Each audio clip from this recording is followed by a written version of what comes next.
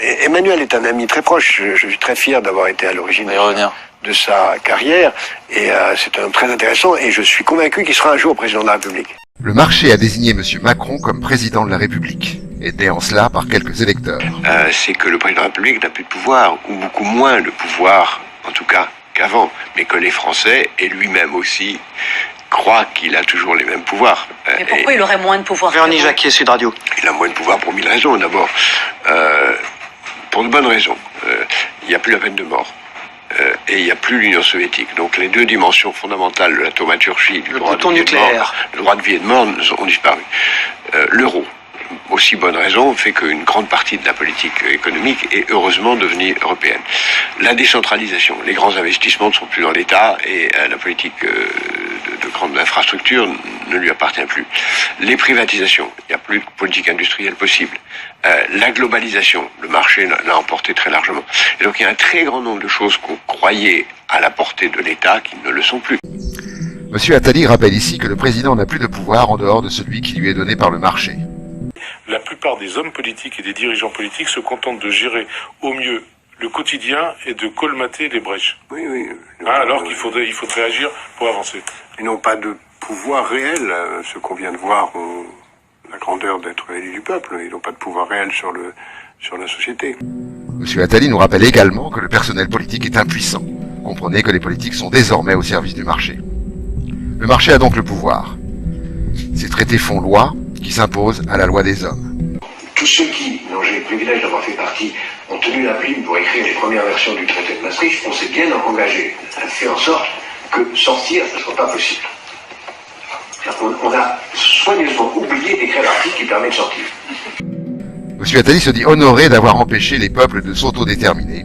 Seuls les marchés déterminent. Son objectif est d'étendre son pouvoir.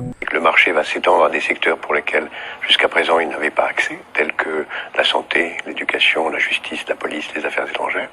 Et en même temps, parallèlement, dans la mesure où il n'y a pas de règle de droit, le marché va s'étendre à des domaines aujourd'hui considérés comme illégaux, criminels, comme la prostitution, le commerce des organes, le commerce des armes, le racket, etc., etc. Et donc, on aura de plus en plus un marché qui va dominer, entraînant une concentration des richesses, une inégalité croissante, une priorité absolue donnée au court terme et à la tyrannie de l'instant et de l'argent, jusque et y compris, au fond, au bout de la route, la commercialisation de la chose la plus importante, c'est-à-dire la vie, la transformation de l'être humain en un objet marchand, lui-même devenu un clone et un robot de lui-même. Le président, les ministres sont les seconds couteaux chargés de faciliter la prise du pouvoir du marché. Déréglementer, appauvrir et démanteler les services publics, ouvrir tous les secteurs à la concurrence, détruire les protections des salariés et des citoyens. Il s'agit de livrer au marché les derniers bastions détenus encore par le peuple. Et pour que le peuple fasse silence, aucun gouvernement n'osera plus aujourd'hui revenir sur l'état d'urgence. C'est ce qu'a annoncé Manuel Valls. Aucun gouvernement. Vous nous dites qu'on ne pourra plus sortir de l'état d'urgence? Non, je pense qu'on n'en sortira plus jamais parce que tout gouvernement qui sortirait de l'état d'urgence donnerait le sentiment d'une faiblesse. C'est malheureusement aussi absurde que le principe de précaution, qui lui-même est excessif, mais dont plus personne ne peut sortir. Donc on crée parfois involontairement des irréversibilités.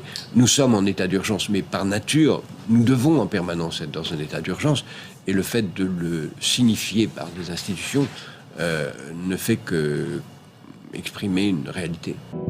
Qui a le pouvoir? Le marché est l'outil qui permet au capital de s'accumuler. Les détenteurs du capital et des propriétés lucratives sont ceux qui ont le pouvoir politique. Ils font et défont les pouvoirs politiques à leur guise sans que les peuples n'interviennent. Ils ont déjà prévu la succession, monsieur Macron. J'irai même plus loin. Je crois que je connais celle qui viendra après lui.